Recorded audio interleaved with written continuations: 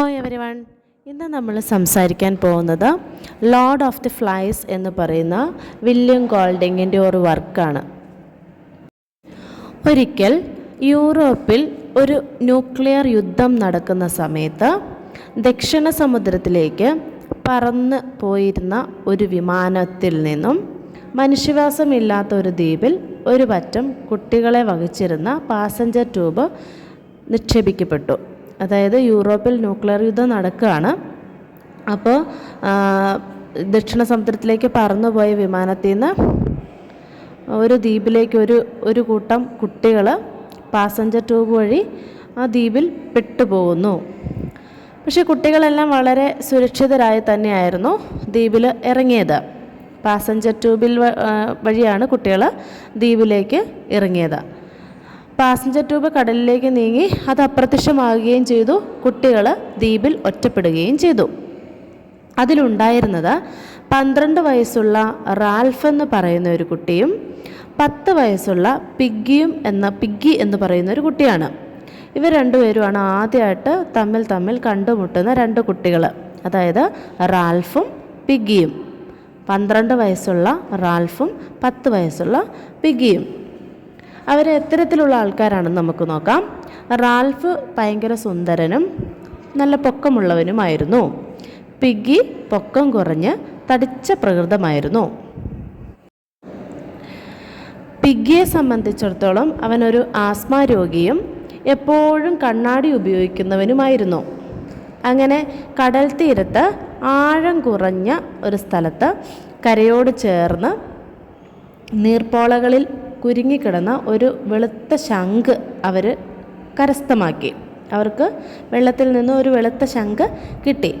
അത് ഉച്ചത്തിൽ ശബ്ദമുണ്ടാക്കിയപ്പോൾ മറ്റു കുട്ടികൾ പലയിടങ്ങളിലായിട്ട് വീണ് കിടക്കുകയാണല്ലോ പാരച്ചൂട്ട് വഴി. അപ്പോൾ ആ ശംഖിൽ ശബ്ദമുണ്ടാക്കിയപ്പോൾ കുട്ടികളെല്ലാം തന്നെ അവിടെ ഒത്തുകൂടി.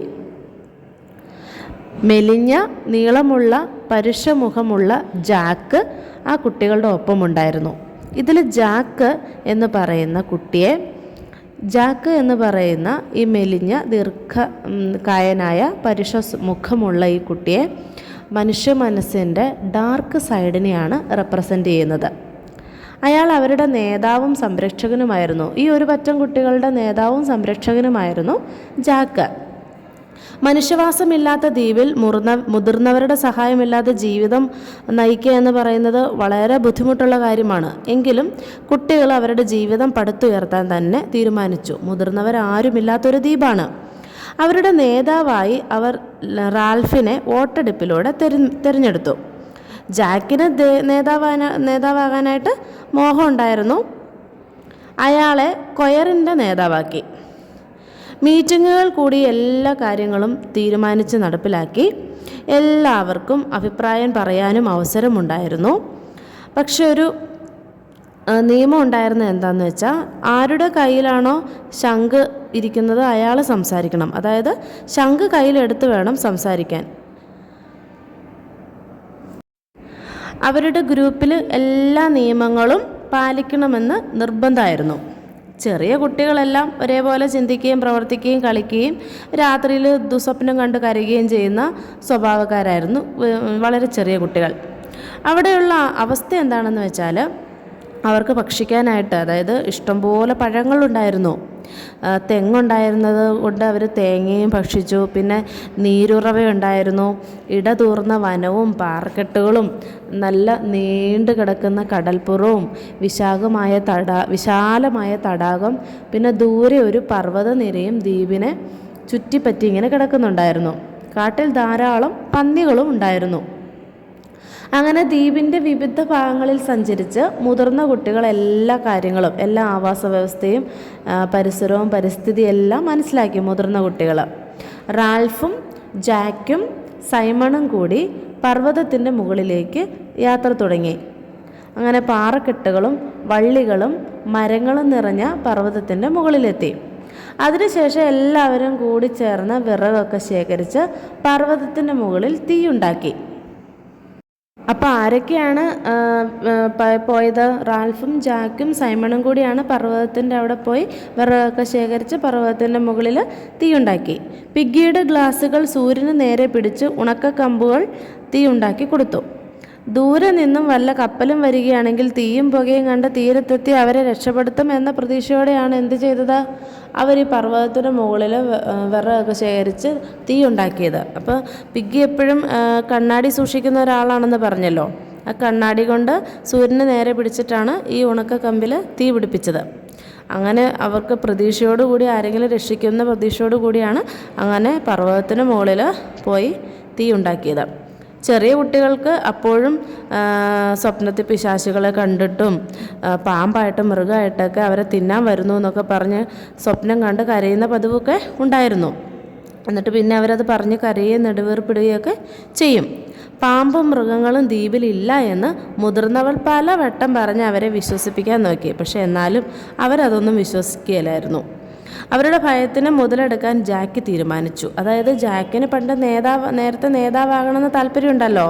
അതായത് ഞാൻ പറഞ്ഞു ജാക്ക് മനുഷ്യ മനസ്സിൻ്റെ ഡാർക്ക് സൈഡിനെ റെപ്രസെൻറ്റ് ചെയ്യുന്ന ഒരു ക്യാരക്ടറാണെന്ന്.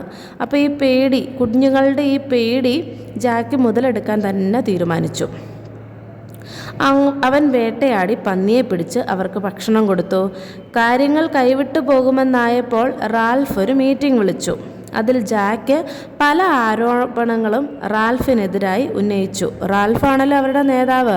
പക്ഷേ ജാക്ക് ഈ പിള്ളേരുടെയൊക്കെ കൂട്ടുപിടിച്ച് അവൻ സൈഡ് നേതാവാകാനുള്ള പ്ലാനിലാണ്. റാൽഫും പിഗ്ഗിയും സൈമണും അങ്ങനെ ഒറ്റപ്പെട്ടു. അതായത് ഈ ആരോപണങ്ങളൊക്കെ ഉയർത്തി കഴിഞ്ഞപ്പോൾ കുട്ടികളുടെ പ്രീതി സമ്പാദിക്കുമ്പോൾ സ്വാഭാവികമായും റാൽഫും പിഗ്ഗിയും സൈമണും ഒറ്റപ്പെടുമല്ലോ. സാം നെറിക്ക് എന്ന രണ്ട് ഇരട്ട കുട്ടികളും അവരുടെ പക്ഷത്തായിരുന്നു.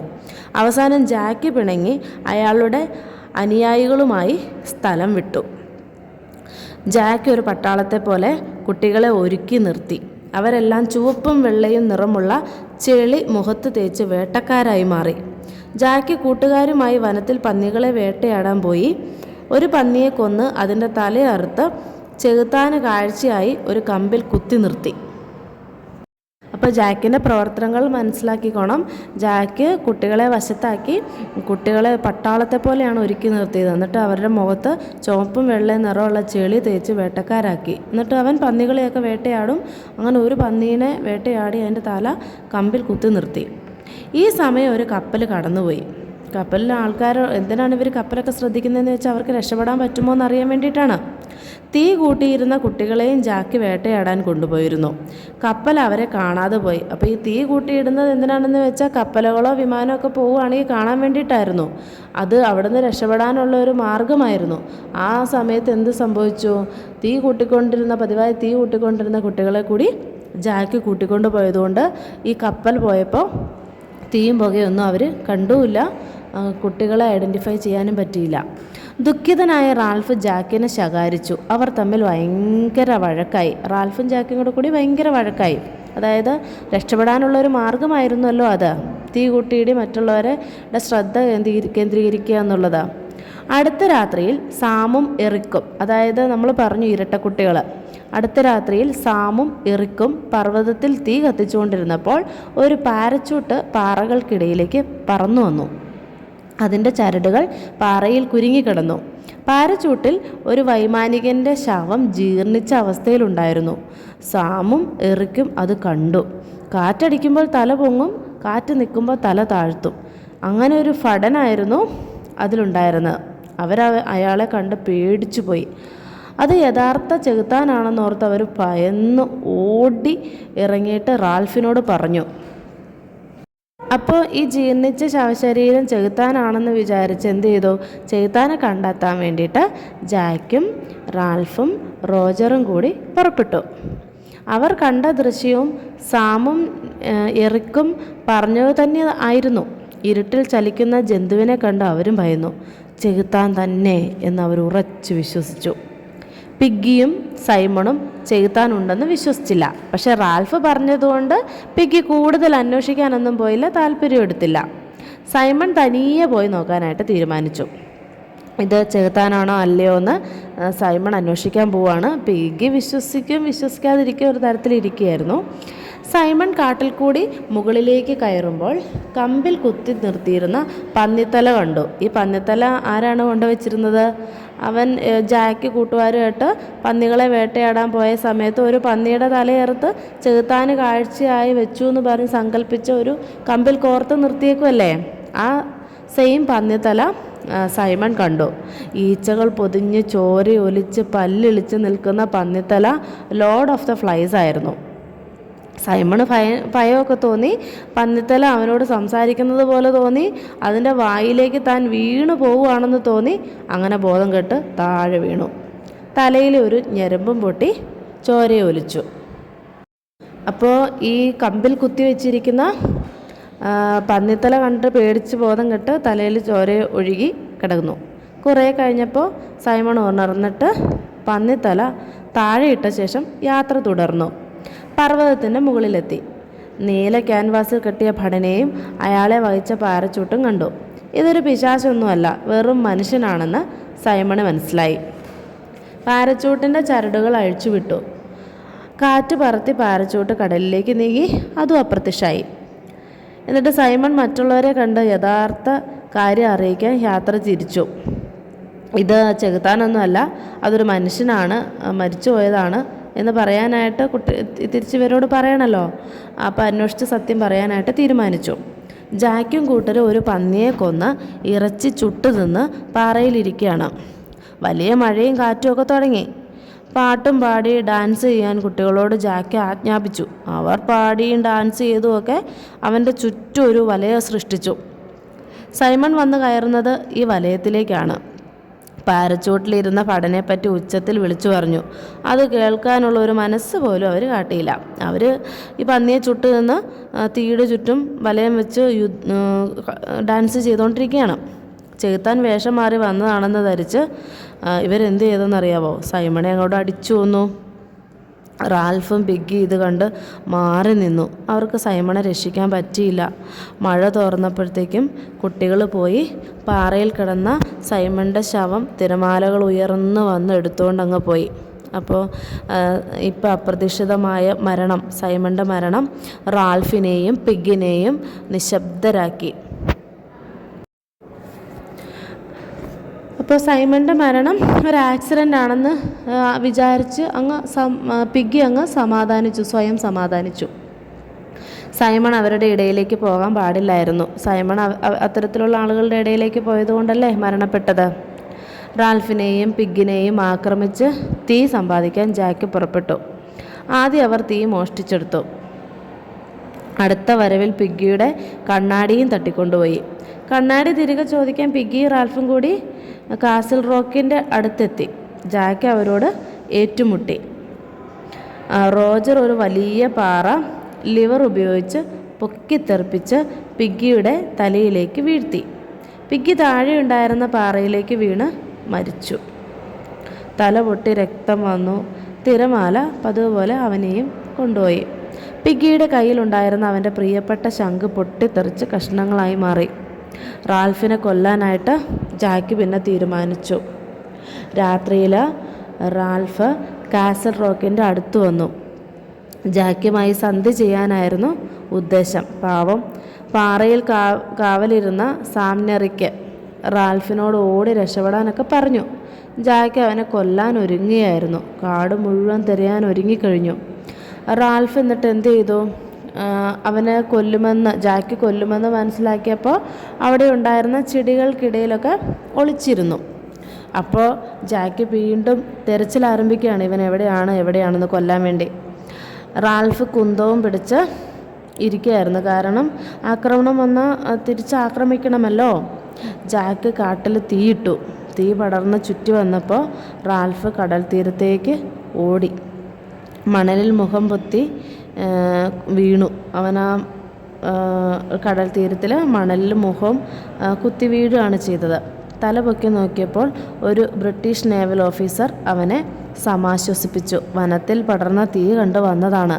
തൊട്ടടുത്തായി ഒരു കപ്പൽ കിടന്നിരുന്നു. റാൽഫിനെയും അവശേഷിച്ച കുട്ടികളെയുമായി കപ്പൽ യാത്രയായി. ഈ നോവലിൻ്റെ പ്രത്യേകതയിൽ ഏറ്റവും പ്രധാനപ്പെട്ടത് ഇതിലടങ്ങിയിരിക്കുന്ന മാനസിക അപരദനമാണ്. എന്നുവെച്ചാൽ നന്മയും തിന്മയും, സത്യവും അസത്യവും, ദൈവവും പിശാചും തുടങ്ങിയ വൈരുദ്ധ്യങ്ങളാണ് നമ്മൾ ചർച്ച ചെയ്യപ്പെടുന്നത്. നമുക്കറിയാം, ഏദൻ തോട്ടത്തിൽ തുടങ്ങിയ ആറ്റം ബോംബ് വരെ നീണ്ടു കിടക്കുന്ന നന്മയും തിന്മയുടെയൊക്കെ ഒരു പോരാട്ടം. ഏദൻ തോട്ടത്തിൽ തുടങ്ങിയതാണ് നമ്മുടെ നന്മ തിന്മ പോരാട്ടങ്ങൾ, അല്ലേ? ഇപ്പോൾ ആറ്റം ബോംബ് വരെ കണ്ടുപിടിക്കപ്പെട്ട് അതിൻ്റെ പ്രത്യാഘാതമൊക്കെ നമ്മൾ കാണുന്നുണ്ട്. പാമ്പിനെ സ്വപ്നം കാണുന്ന ചെറിയ കുട്ടികൾ, അവരുടെ അപസ്വപ്നങ്ങളും അതിനെ മുതലെടുത്ത് കൂട്ടുകാരെ കൊന്നൊടുക്കുകയും അധികാരം പിടിച്ചെടുക്കുകയും ചെയ്യുന്ന ജാക്ക് ഒരു വശത്ത്, അയാളെ ചേർത്ത് തോൽപ്പിക്കാൻ ശംഖും തീജ്വാലയും ഉയർത്തിപ്പിടിക്കുന്ന റാൽഫ്, പിഗ്ഗി, സൈമൺ എന്ന് പറയുന്ന ത്രിമൂർത്തികൾ ധർമ്മയുദ്ധത്തിലെ പോരാളികളായി മറുവശത്ത്, അല്ലേ? ധർമ്മത്തിന് എത്ര പരാജയം സംഭവിച്ചാലും, അത് എത്ര ധർമ്മം മരിക്കുമെന്ന് വിചാരിച്ചാലും ഒരിക്കലും അത് മരിക്കില്ല.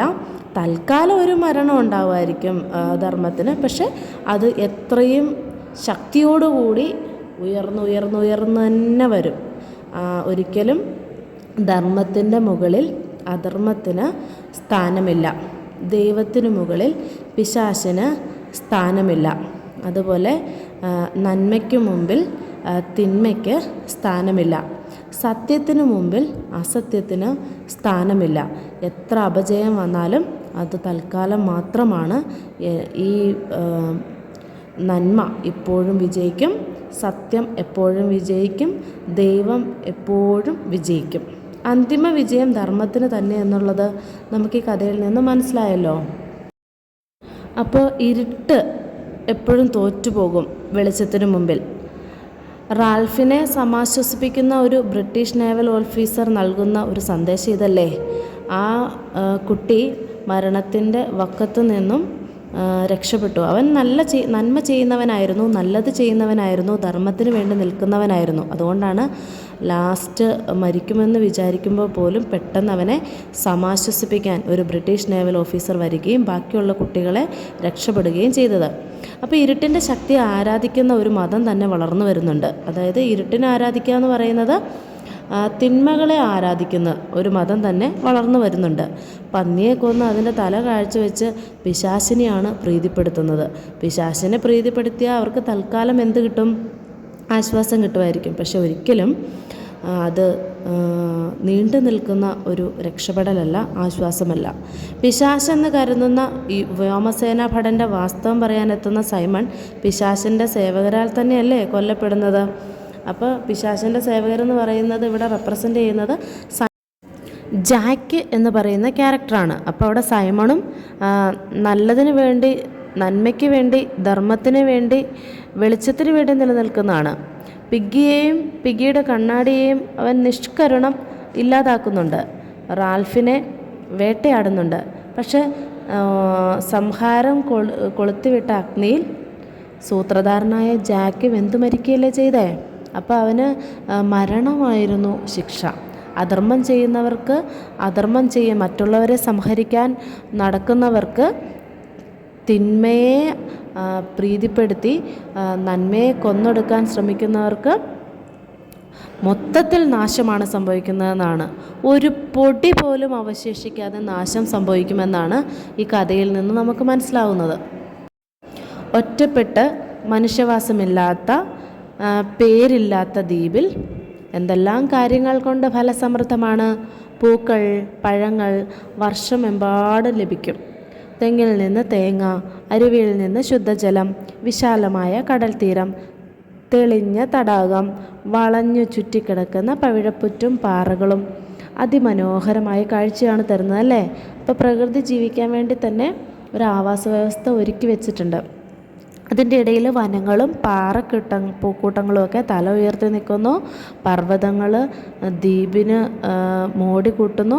ഒരു പുതിയ സംസ്കാരം വളർത്തിയെടുക്കാനുള്ള എല്ലാ വസ്തുവകകളും സാമഗ്രികളും ഈ ഒരു സങ്കല്പ ദ്വീപിനുണ്ട്, അല്ലേ?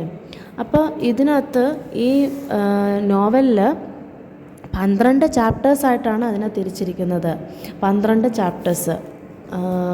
നന്മയുടെ മേൽ തിന്മ ഭരിക്കുന്നതും തിന്മ എക്കാലവും മരണപ്പെടും, നന്മ എക്കാലവും ജ്വലിച്ച് നിൽക്കുമെന്ന് കാണിക്കുന്ന ഒരു കഥയാണ്. അതിൽ 12 ചാപ്റ്റേഴ്സ്, 12 ലെസൺസ് ഉണ്ട് ഇതിനകത്ത്. അപ്പോൾ ഏതൊക്കെയാണ് ആ ചാപ്റ്റേഴ്സ് എന്ന് നമുക്ക് നോക്കാം. The sound of the shell, ഒന്നാമത്തെ chapter the sound of the shell. 2 fire on the mountain, fire on the mountain. 3 huts on the beach, huts on the beach. 4 painted faces and long hair, painted faces and long hair. Beast from water, അഞ്ചാമത്തെ ആണ് beast from water. 6 beast from air, beast from air. 7 shallows and tall trees, shallows and tall trees. 8 gift of the darkness, gift of the darkness. 9 a view to a death, a view to a death. 10 the shell and the glasses, the shell and the glasses. 11 castle rock, castle rock. അങ്ങനെ last 12ാമത്തെ ചാപ്റ്ററാണ് cry of the hunters, cry of the hunters. അങ്ങനെ 12 chapter ഉൾപ്പെടുന്ന ഒരു വർക്കാണിത്, the lord of the flies. അപ്പോൾ എല്ലാവർക്കും ഇതിൻ്റെ കഥയും ഇതിൻ്റെ മോറൽ സൈഡും ഇതിൽ നിന്നും മനസ്സിലാക്കേണ്ടുന്ന കാര്യങ്ങളും ക്യാരക്ടേഴ്സും അവരുടെ പ്രത്യേകതകളും ഒക്കെ വളരെ നന്നായി മനസ്സിലായെന്ന് വിചാരിക്കുന്നു. ഇതിൽ നിന്ന് ചോദിക്കാവുന്ന ചോദ്യം എന്ന് വെച്ചാൽ റെഫറൻസ് ഓഫ് ദ ടൈറ്റിൽ ചോദിക്കാം, എങ്ങനെയാണ് അവർ ശംഖ് കണ്ടുപിടിച്ചത്, പിന്നെ റാൽഫും പിഗ്ഗിയുടെയും പ്രത്യേകത എന്താണ്, അതിനകത്ത് ജാക്കിൻ്റെ പ്രത്യേകത എന്താണ്, പിന്നെ ശംഖിൻ്റെ ഇമ്പോർട്ടൻസ് എന്താണ്, ഇതിനകത്ത് എന്താണ് മോറൽ അലിഗറി ആയിട്ടുള്ളത്, പിന്നെ റാൽഫും ജാക്കും തമ്മിലുള്ള വഴക്ക് എന്തിനാണ്, എങ്ങനെയാണ്, പിന്നെ പിഗ്ഗിയുടെ ക്വാളിറ്റീസ് എന്താണ്, പിന്നെ സൈമൺ എങ്ങനെയാണ് പെരുമാറുന്നത്, പിന്നെ അവരെങ്ങനെയാണ് പിശാചിനെ ആരാധിക്കാനായിട്ട് ചെയ്തത്, അങ്ങനെ കുറേ കാര്യങ്ങൾ. പിന്നെ ഇതിനകത്ത് ഇരട്ടക്കുട്ടികളുടെ പ്രത്യേകത എന്താണ്, അങ്ങനെ എങ്ങനെയാണ് ഗാർഡൻ ഓഫ് ഏദനുമായിട്ട്, ഏദൻ തോട്ടം അതിൻ്റെ ഇമേജുമായിട്ട് സ്നേക്കിനെ കണക്ട് ചെയ്തിരിക്കുന്നത്, ഇതെല്ലാമാണ് സാധാരണ ഇതിൽ നിന്നും ചോദിക്കാറുണ്ട് ചില ചോദ്യങ്ങൾ. Thank you.